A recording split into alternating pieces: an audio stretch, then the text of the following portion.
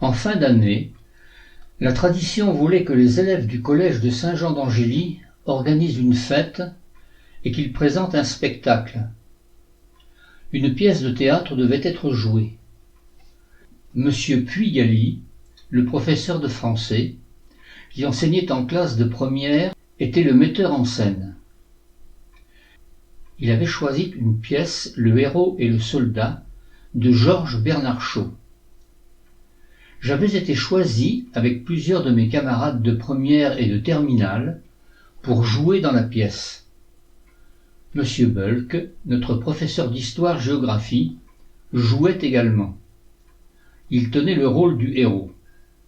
De mon côté, j'avais un rôle très court dans cette pièce. Je jouais le rôle du soldat. Nous répétions plusieurs fois par semaine après le repas du soir. Cette expérience était intéressante. Elle nous permettait de découvrir, sous un jour différent, deux des professeurs que nous devions côtoyer. Un de mes camarades, qui jouait dans la pièce et qui avait un rôle important, décida même, son bac en poche, de tenter sa chance à Paris en suivant les cours Simon. Malheureusement, j'appris quelques années plus tard qu'il n'avait pas réussi à percer.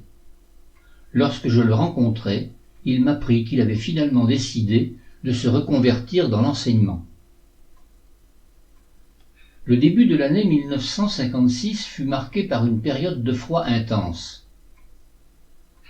Contrairement aux années passées, il neigea abondamment et le sol du collège fut recouvert par une épaisse couche de neige. Habituellement, les chutes de neige n'atteignaient que rarement la ville. La limite se situait le plus souvent entre Beauvais-sur-Matha et Matha. Un froid intense succéda aux chutes et la neige tint plusieurs jours. La vie au collège s'en trouva perturbée. Les dortoirs n'étaient pas chauffés et les canalisations d'eau étaient gelées. Nous n'avions plus d'eau pour la toilette.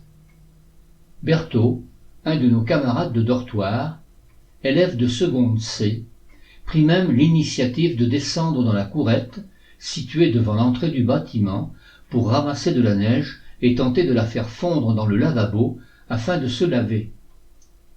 J'appris qu'il avait eu ainsi d'autres comportements excessifs au cours des années précédentes.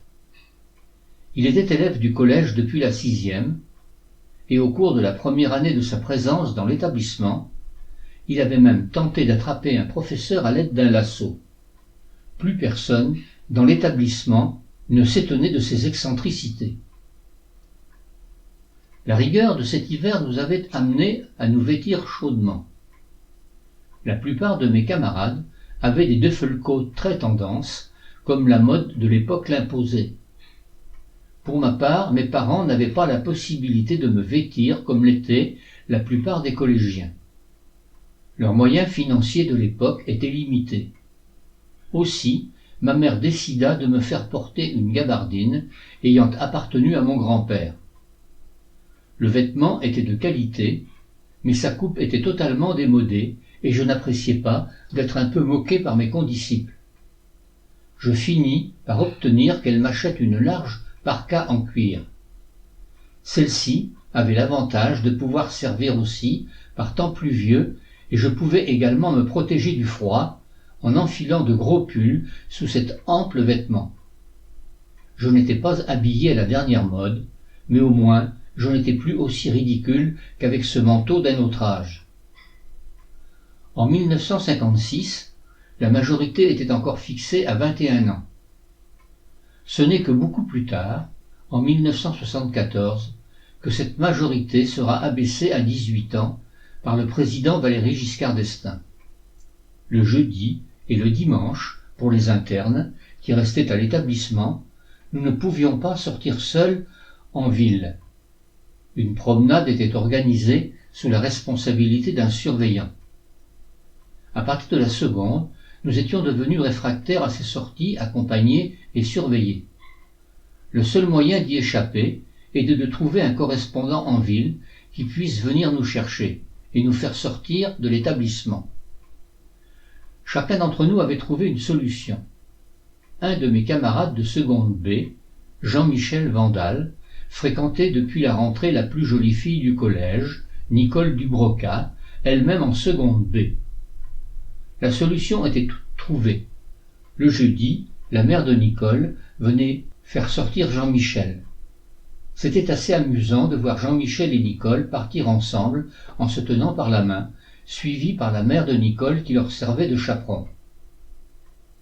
Pour ma part, ma mère avait appris que M. Vernoux, un de ses camarades de collège du temps où elle préparait son brevet élémentaire à la mode Saint-Héré, était directeur d'école à Saint-Jean-d'Angély.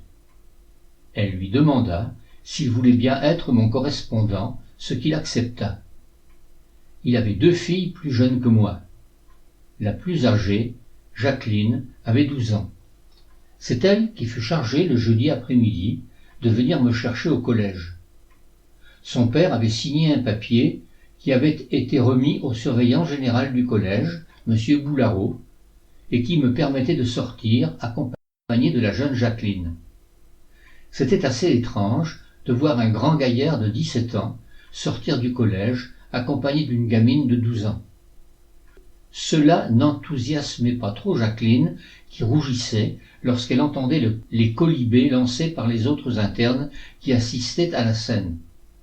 Pour ma part, j'étais un peu gêné, mais c'était le prix à payer pour pouvoir sortir du collège. Une fois hors du collège, Jacqueline retournait chez elle, et j'avais 3 heures pour me promener en ville. Je n'avais pratiquement pas d'argent de poche. Mes parents ne me donnaient que l'argent nécessaire pour payer le billet de retour pour le quart du samedi. Les possibilités de loisirs du coup étaient limitées. Il m'arrivait, fréquemment, d'aller assister aux plaidoiries des avocats dans la salle du tribunal d'instance où étaient jugés les litiges entre plaignants. Ce tribunal se trouvait place de l'Hôtel de Ville, face à la mairie. J'allais aussi flâner dans le grand magasin Les Galeries, situé au bout de la rue Gambetta. Un jour, au printemps, je m'étais assis dans le petit square jouxtant l'ancienne caserne Voyer, située tout près de la gare des autobus, à l'angle de l'avenue du Général Leclerc et de la rue Pascal-Bourcy.